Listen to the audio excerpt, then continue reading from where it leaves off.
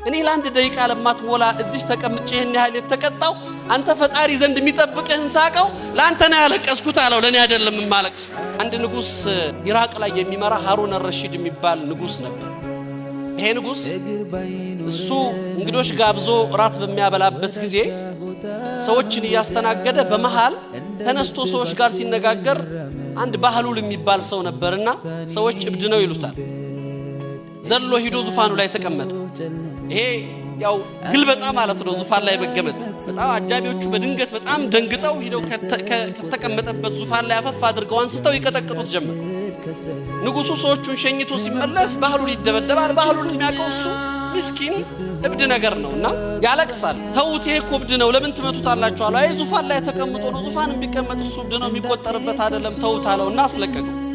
ከዛ ባህሉልን ጠየቀው ሲያለቅስ በጣም ጎዱህ በትሯ ሳሙ ነው የምታለቅሰው ሲለው አይደለም አለው።